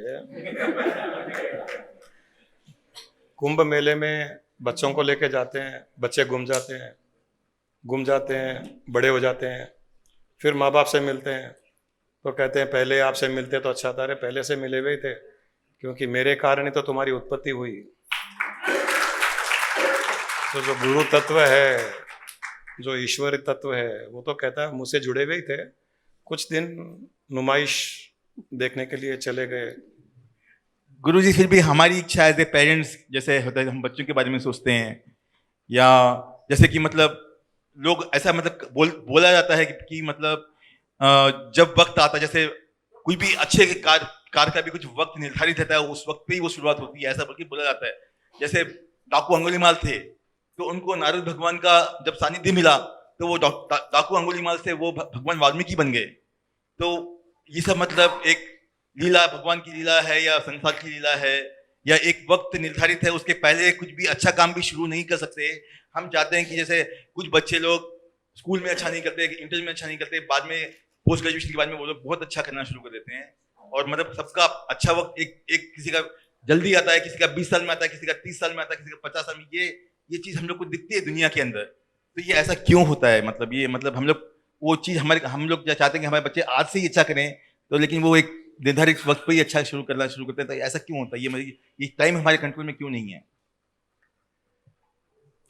न तो हमें समय रोकता है, न कोई भगवान रोकता है, न हमारा कोई भाग्य रोकता है। ये हमारी स्वतंत्र स्थिति है, हमारी फ्री विल है। हमको जब जब जो करना है हम कर सकते हैं। भाग्य का काम है केवल परिस्थितियां उत्पन्न करना, लेकिन उन परिस्थितियों से हट करके भी आपको अगर और किसी मार्ग पर चलना है, किसी को फॉलो करना है, अपना उत्थान करना है, वो हमारी फ्री विल है। हमने यूज नहीं की। और ऐसा नहीं है कि बचपन से लेकर के जवानी, जवानी से लेकर के बुढ़ापे तक हमको कई बार वो मौके नहीं मिले। मौके बहुत बार मिलते हैं। परिवार में किसी की डेथ होती है, सारे लोग वैरागी हो जाते हैं एक बार के। जिंदगी कुछ नहीं है, सब एक दिन शमशान में जाना है। उस टाइम में ज्ञान उपज होता है, वो भी एक मौका है भगवान का दिया हुआ। कभी नुकसान लगता है तो भी एक मौका है। कभी हमने टीवी ऑन की, वहां किसी संत ने कहा तुम शरीर मन इंद्रियां बुद्धि नहीं हो, आत्मा चेतना हो। कभी कोई बुक खोला, उसमें एक लाइन हमको पसंद आई, कभी कोट आया। ये सारे तो ये समझ लीजिए कि आपको बार बार ईश्वर का आशीर्वाद मिला, कई बार हमने यूटिलाइज नहीं किया। तो दोष और किसी का नहीं है, दोष हमारा ही है। इसके लिए न भाग्य चाहिए, न समय चाहिए, न काल चाहिए, न और कुछ चाहिए। हमने यूज नहीं किया। हमारी इंद्रियां, हमारा मन सांसारिक माया में उलझा हुआ था। उस समय हमको अच्छी बातें अच्छी नहीं लग रही थी, हमको सांसारिक बातें ही अच्छी लग रही थी। अब शायद हम थक गए, शायद हमको लगा कि नहीं ये जिंदगी क्या कुछ आनी जानी नहीं है। वो अतुल जी का भजन सुन लिया, सब माटी में माटी मिलने वाला है, तो थोड़ा माथा ठनका। कोविड में कई लोगों को, यंगस्टर्स को, कम उम्र वालों को मरते हुए देखा तो माथा ठनका। कई परिस्थितियां हमको हमारी माथा ठनकाती है, लेकिन ऐसा नहीं है कि कई बार वो सिग्नल हमको नहीं मिले। बहुत बार मिले, हम चले नहीं। गुरु जी, हम लोग कमिंग यंगस्टर्स को, कमिंग जनरेशन को कैसे प्रेरणा दें कि उनको मतलब ये फॉलो करना है? वो सब अपना एक्सपीरियंस अनुभव करने के पश्चात ही आएंगे। हर कोई कहता है कि I want to stand on my feet, मुझे अपने पैरों पे खड़ा होना है पापा, आपका कमाया हुआ नहीं। आजकल तो हर ये जनरेशन में। लेकिन ऐसा भी नहीं है कि यंगस्टर्स और जो जवान लोग हैं वो जुड़ नहीं रहे हैं। जहाँ पर केवल शास्त्रों की बातें, जहाँ पर वो ट्रेडिशनल तरीके की स्पिरिचुअलिटी नहीं है, जहाँ मॉडर्न स्पिरिचुअलिटी है, वहाँ पर यंगस्टर्स जुड़ते हैं। आज कई ऐसे संत हैं, रविशंकर जी को ले लीजिए, जग्गी वासुदेव को ले लीजिए, और कई मोटिवेशनल स्पीकर्स हैं। ये लोग बहुत लॉजिकल बात करते हैं, साइंटिफिकल बात करते हैं, मेडिटेशन करवाते हैं। तो इनफैक्ट आज का समय ऐसे लगता है कि स्पिरिचुअलिटी में लोग ज़्यादा जुड़े हुए हैं पुराने समय से। आज से 50 साल पहले इतने लोग जुड़े हुए नहीं थे जितने आज जुड़े हुए हैं, और उनमें भी यंगस्टर्स। पुराने ज़माने में था कि ये सब आध्यात्मिक बुढ़ापे का काम है ये। आज ऐसा नहीं है। आज यंगस्टर मानता है कि मेडिटेशन करना चाहिए, पॉजिटिव सोचना चाहिए, कहीं ना कहीं अपने को सरेंडर करना चाहिए, मानता है आज का जनरेशन। तो वो चल रहा है इस मार्ग पर, हमको कुछ नहीं करना है। हाँ, हम एक काम कर सकते हैं, हम रोज दिन में बैठ करके लोका समस्ता सुखिनो भवन्तु ऐसी एक प्रार्थना कि सारी सृष्टि के जीव आध्यात्मिक हो जाए, सारी सृष्टि के जीव स्पिरिचुअल हो जाए, सारी सृष्टि के जीव एनलाइटन हो जाए, सारी सृष्टि के जीव सेल्फ रियलाइज कर ले, ऐसी भावना अगर करेंगे तो कहीं ना कहीं किसी को इन्फ्लुएंस तो करेगी वो, डेफिनेटली करेगी। धन्यवाद गुरुजी। 2 लाइनें याद आ रही है जो अभी बातचीत चल रही थी उस पर। मनुष्य जन्म अनमोल रे, माटी में ना रोल रे, अब तो मिला है फिर न मिलेगा, कभी नहीं कभी नहीं कभी नहीं रे। कृष्णा जी ने ऐसा गाया कि मेरी जिंदगी है क्या एक कटी पतंग है, ना कोई उमंग है, ना कोई तरंग है, मेरी जिंदगी है क्या एक कटी पतंग है। ओ आज मौसम बड़ा बेईमान है, बड़ा बेईमान है आज मौसम। ओ आज मौसम बड़ा बेईमान है, बड़ा बेईमान है आज मौसम। आने वाला कोई तूफान है, कोई तूफान है आज मौसम, आज मौसम, आज मौसम। माहौल देख के बड़ा आनंदित हुआ मैं। पतंगे तो उड़ रही है आकाश में, लेकिन सितारे जमीन पे उतर आए हैं।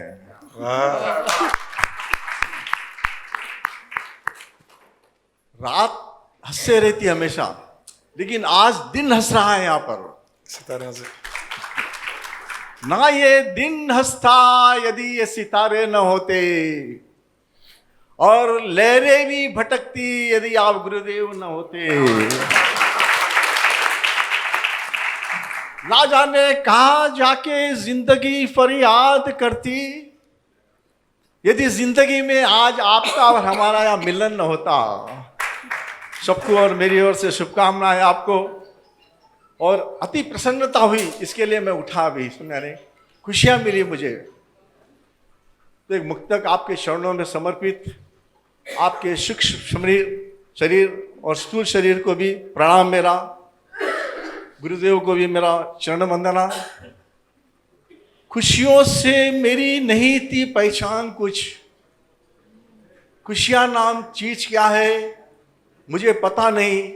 आज आपके दर्शन करने के बाद में मुझे एहसास हुआ कि खुशियाँ नाम क्या है। खुशियों से मेरी नहीं थी पहचान कुछ, अरे आनंद से परिचय आप ही ने तो कराया। आपको देख करके, आपके प्रवचन सुन के उस परमानंद के दर्शन हो गए।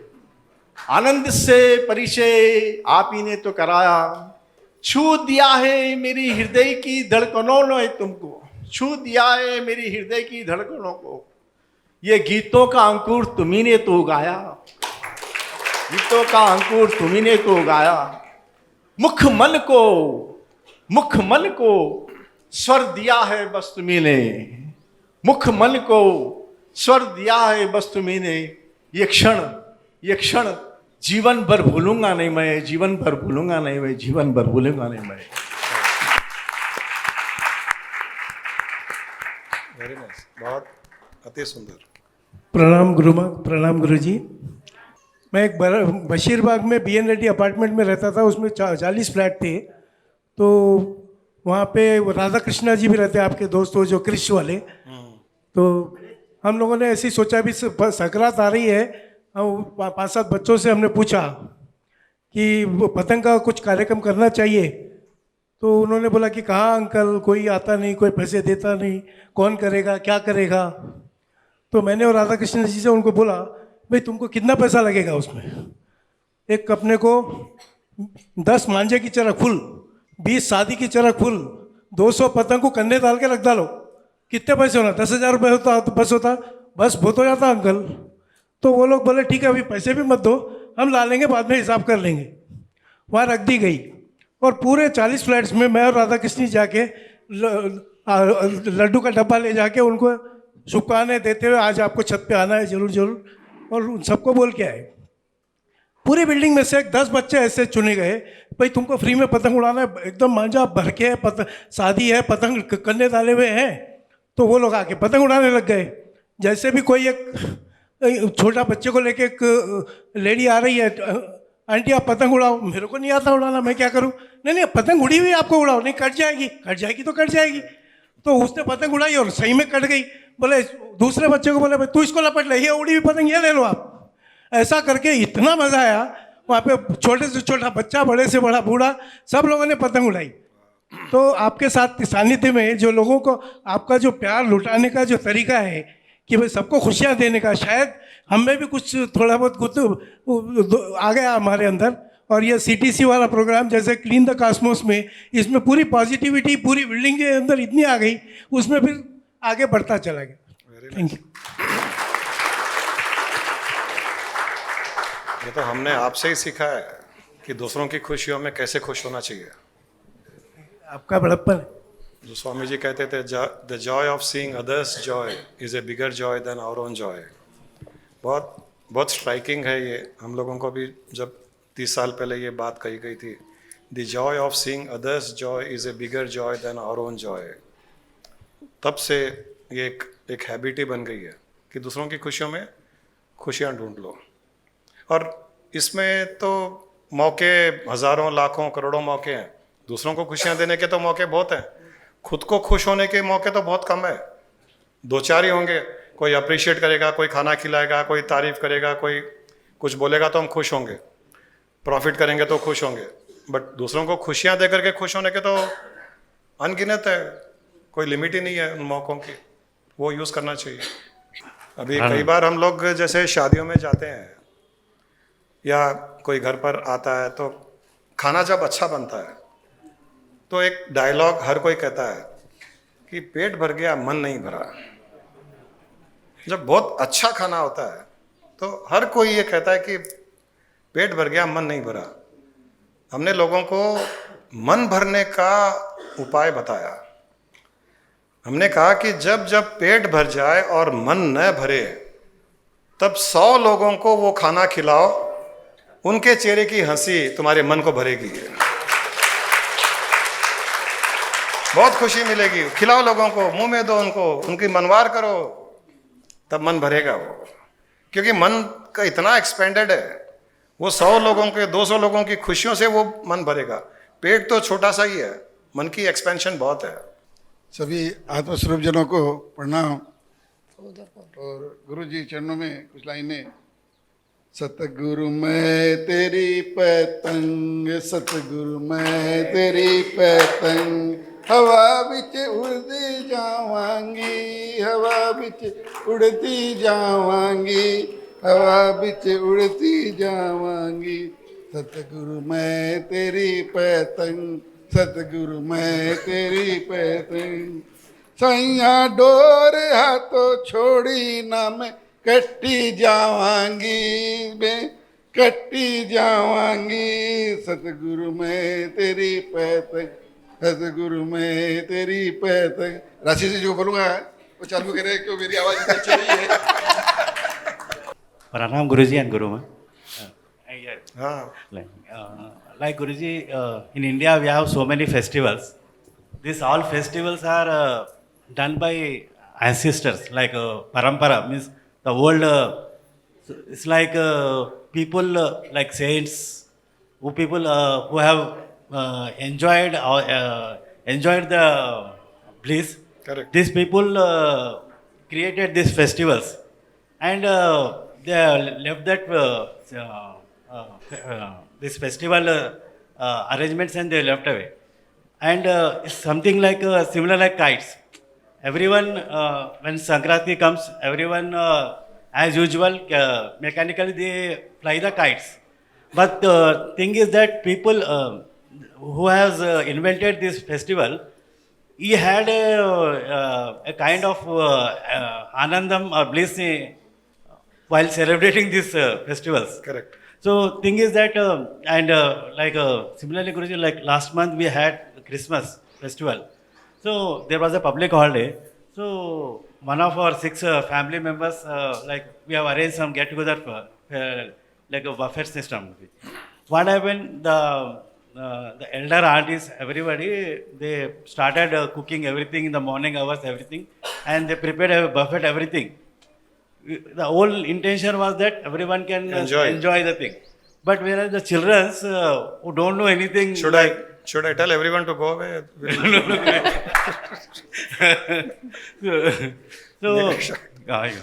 can go. They can. Yes.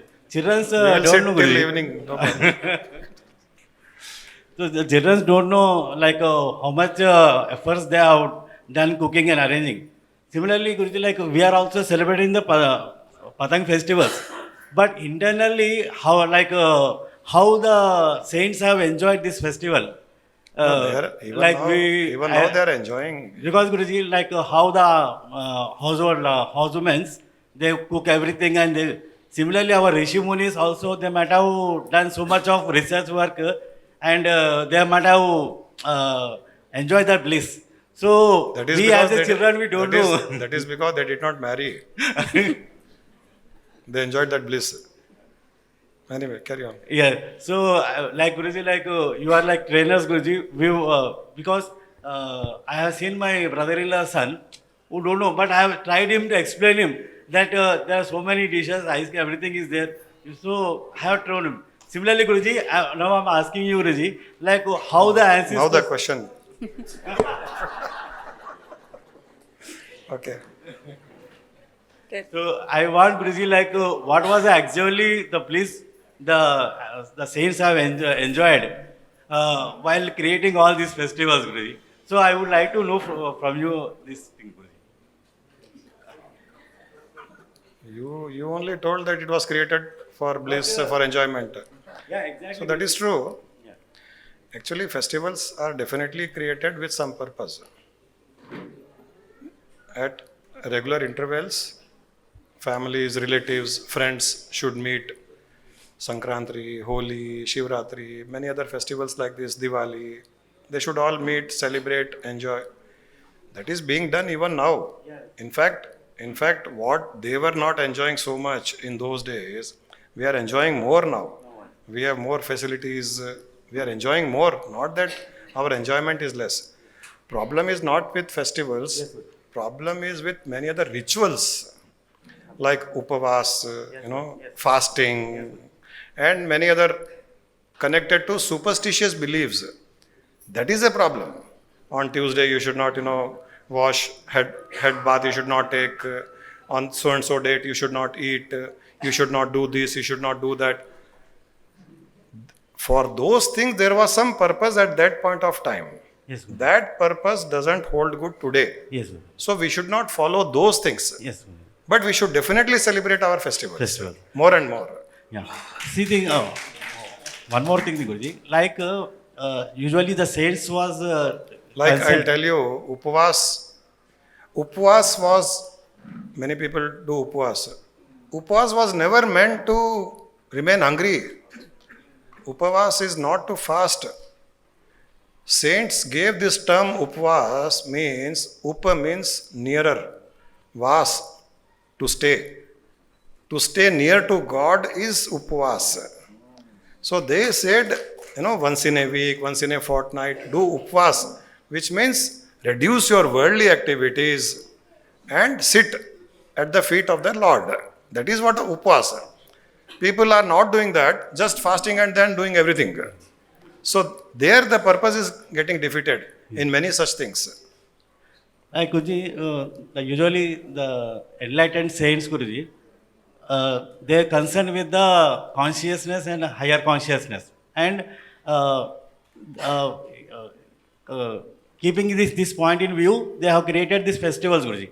But as we are like children, we are just going on the physical levels only, Guruji. Correct. So now what happened, the actual Anandam that was there, we are missing, Guruji. So how to inculcate the conscious, like how can we add that flavor? That is what like in this today's Samagam we are doing that, taking the reason, taking the festival as a medium, but we are talking ultimate, highest knowledge we are discussing here. So this is what the saints of today's saints will do. Any good saint, any good guru, you go to them on Sankranti, Shivratri or any festival, they will tell you the spiritual significance of that festival. Everyone, today you search on Google, spiritual significance of Sankranti. There will be so many there who have given spiritual insights and secrets to these festivals. It is available nowadays. So we have to just read them, listen to them and then follow. Thank you. गुरुजी, अभी जैसा flavour की बात हो रही थी, उसके ऊपर एक दो लाइन गाना चाहूँगा. गाना? नहीं, दो लाइन कहना चाहूँगा.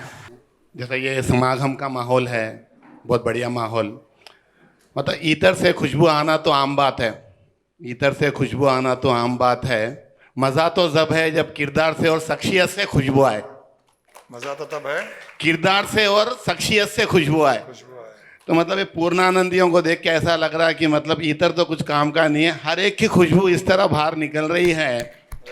मतलब सब अपने अपने विचार प्रकट कर रहे हैं और वो उससे कहीं ना कहीं स्पिरिचुअलिटी से जुड़ गए हैं और रिलेटेड हैं.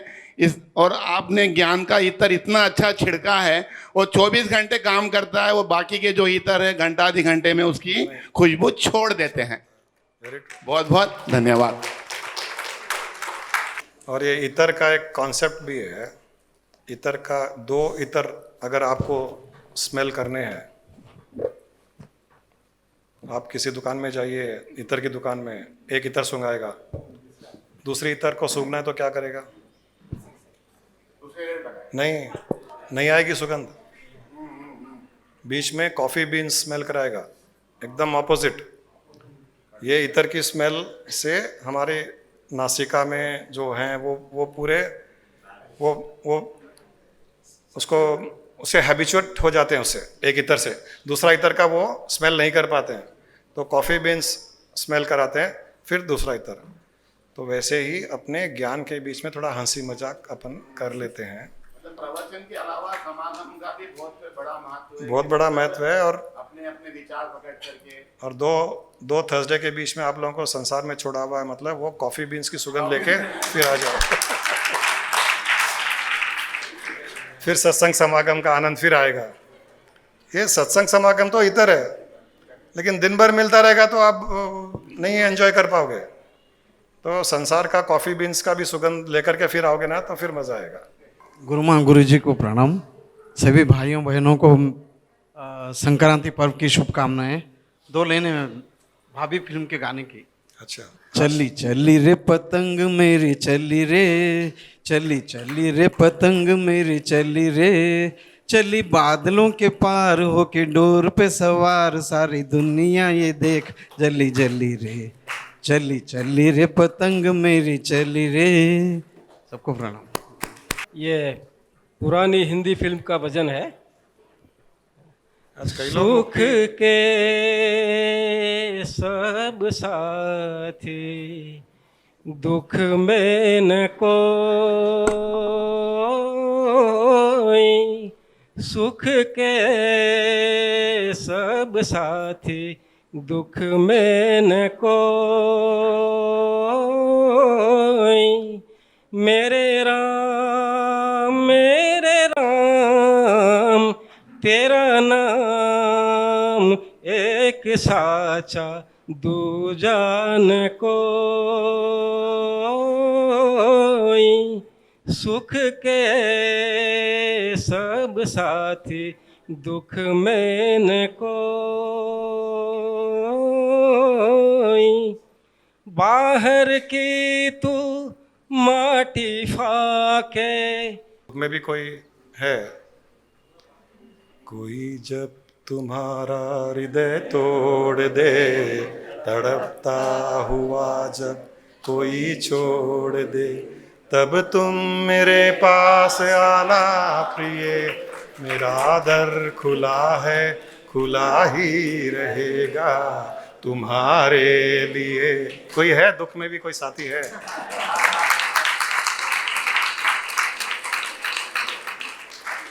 है, भगवान है, ईश्वर है। बहुत बहुत अच्छा गाया, बहुत सुंदर। पेट भर गया है, मन अभी भरा नहीं भरा।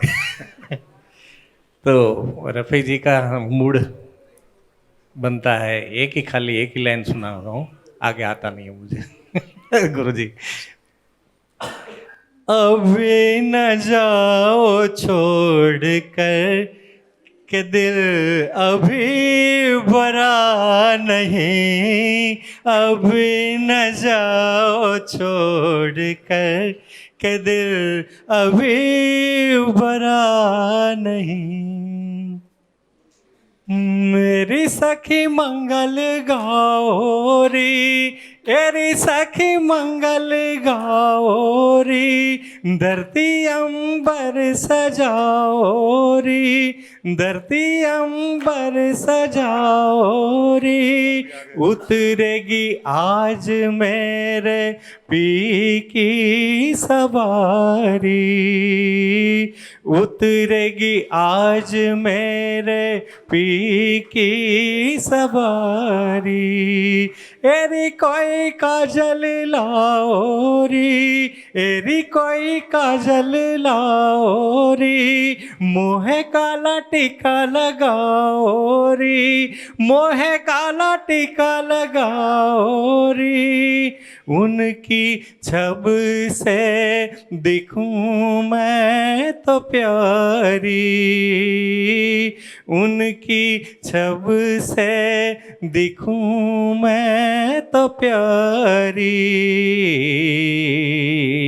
लक्ष्मी जी बारो नजर उतारो, आज मेरे पिया घर आए हैं, आज मेरे पिया घर आए हैं, आज मेरे पिया घर आए हैं, आज मेरे पिया घर आए हैं, एरी ओरी एरी ओरी एरी सखी, एरी ओरी एरी ओरी एरी सखी।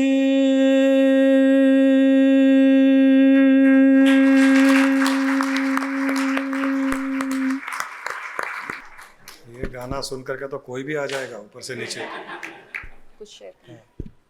अभी आपने ये गाना गाया कि आज मेरे पिया घर आए, काला टीका लगाओ री, तो आज ये याद आ रहा है कि हम फर्स्ट टाइम स्वामी जी के आश्रम गए थे मिलने स्वामी जी से।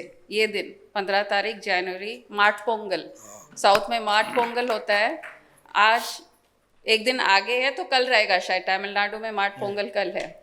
तो और स्वामी जी से जब मिले तो ऐसा लगा कि एक नई दुनिया मिल रही है हमको, एकदम शांति की दुनिया, और वो भी तमिलनाडु से, तो फीलिंग भी एक जैसा था।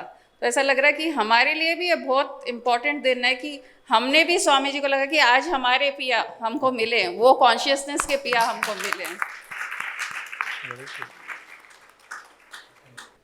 हर विनाशी, जो विनाश होने वाले वस्तुएं हैं, ऑब्जेक्ट्स हैं, डिस्ट्रक्टिबल जो है, उसमें इंडिस्ट्रक्टिबल छुपा हुआ है, विनाशी में अविनाशी छुपा हुआ है।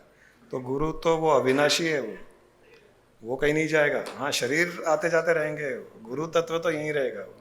जैसे हम आज भी स्वामी जी को, आज 22 साल 23 साल की बात हो गई, जो गुरु माँ याद कर रहे हैं, तो मुझे भी अब सडनली याद आ गया कि वो जो फर्स्ट हमारा विजिट संक्रांति के दिन स्वामी जी से मिलना हुआ था। स्वामी जी को जा कर के 23 साल हो गए, लेकिन एक पल भी उस ज्ञान से, स्वामी जी की चेतना से, कॉन्शियसनेस से एक पल भी हम बिछुड़ते नहीं। ये गुरु तत्व का कमाल है। ये गुरु तत्व है।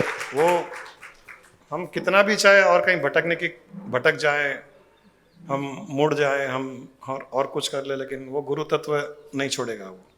वो एटर्नली हमारा साथ देगा ही देगा। ये एक ही रिश्ता है, ये एक ही रिश्ता है जो नित्य है, जो टिल एटर्निटी ये रिश्ता रहेगा। ये गुरु और शिष्य का, शिष्य तत्व और गुरु तत्व का रिश्ता हरदम रहेगा। ये आप जो अभी गुरु तत्व की बात कर रहे थे, उसी पर मेरे मन में कुछ आ रहा था बोलने के लिए। हम लोग जैसे बहुत ओशो से जुड़े हुए हैं अभी, तो हैदराबाद में कुछ सेंटर्स हैं जहाँ पर कुछ मेडिटेशन या उनकी कुछ बातचीत वगैरह होती। तो जब यहाँ आपके पास आते तो एक गुरु के सानिध्य में रहने का एक फ़र्क अलग से पता चलता है यहाँ पर एकदम।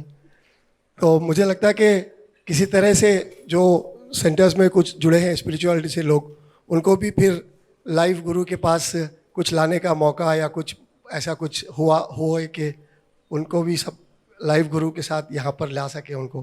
तो ऐसा कुछ कभी मौका पड़ा या मौका ढूंढे, अगर संगीता कुछ इनिशिएटिव ले साथ में, तो वहाँ का फ़र्क और यहाँ का फ़र्क एकदम अलग मालूम। हम जब गुरु के साथ हैं तो यहाँ का एकदम एनर्जी और इंटरेक्शन एंड वो सब चीज़, और वहाँ पर एक हम दूसरे सेंटर्स के तरह कुछ चलाते हैं, खाली जो गुरु विदा हो गए। और उनका लोगों की एक गलत धारणा ये है कि हम किसी गुरु को फॉलो करते थे, अब वो गुरु नहीं रहे तो हम दूसरे गुरु के पास नहीं जा सकते। ये गलत धारणा है लोगों की। जी बिल्कुल। और ये धारणा ही उनको रोकती है। ये नहीं समझते हैं कि गुरु तत्व तो शुरू से एक ही था, एक ही रहेगा। गुरु तत्व में भेदभाव नहीं है। गुरु के शरीर में भेदभाव हो सकता है, शरीर अलग अलग धारण करता है गुरु तत्व। जैसे भगवान है तो भगवान भी तत्व से एक ही है। हम उसको राम कहो, हम कृष्ण कहो, हम नरसिंह अवतार कहो, इसीलिए अवतार कहा जाता है। भगवान को कभी भी अवतार कहा जाता है। ये राम अवतार है, ये कृष्ण अवतार है, क्योंकि भगवत तत्व जो है वो एक ही है। उसमें कभी भी डिवीजन, भेदभाव नहीं किया जाता है। उसी प्रकार गुरु के लिए भी हमको यही कहना चाहिए कि वो ओशो गुरु तत्व के अवतार थे, रामकृष्ण परमहंस गुरु तत्व के अवतार थे, रमणा महर्षि गुरु तत्व के अवतार हैं। तो जब अवतार कहेंगे तो हमको फिर और किसी गुरु के पास जाने का जो रुकावट आती है, वो रुकावट हट जाएगी। हम गुरु के लिए रुक जाते हैं कि नहीं, वो गुरु हमारे थे, हम उसी गुरु के शिष्य हैं, उसी गुरु के रहेंगे और किसी के पास नहीं जाएंगे। हमारे भी 3 रह चुके, पहले राजेंद्र ब्रह्मचारी जी थे, फिर स्वामी जी। अभी स्वामी जी नहीं रहे तो हमने और किसी संत को राजस्थान में हम उनको गुरु मान करके उनके पास जाते हैं। गुरु तत्व वही है, और गुरु तत्व पे ध्यान होगा तो शुद्ध ज्ञान ही उसमें से आएगा। वो ये लोगों की गलत धारणा के कारण वो उनकी जर्नी, उनकी आध्यात्मिक यात्रा वहीं रुक जाती है।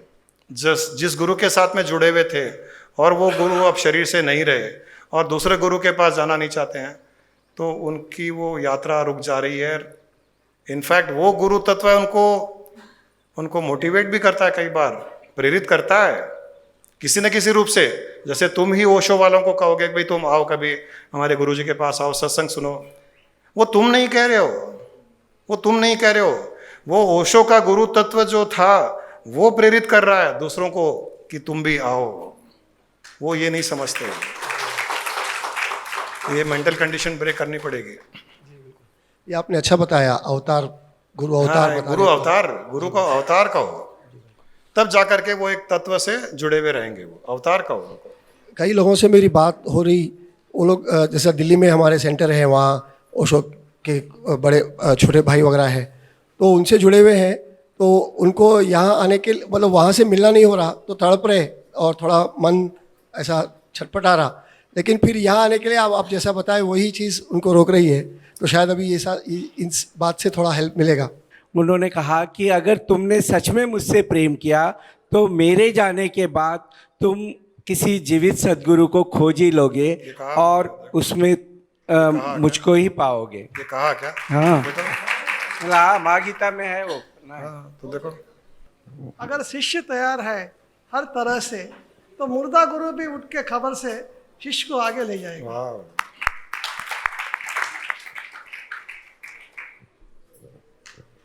लेकिन वो शिष्य, वो मुर्दा गुरु कब्र से निकलेगा तो पहचानेगा तो भाग जाएगा।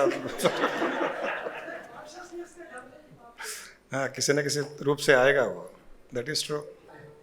अभी मैंने कहा था ना स्टार्टिंग में कि शिष्य गुरु से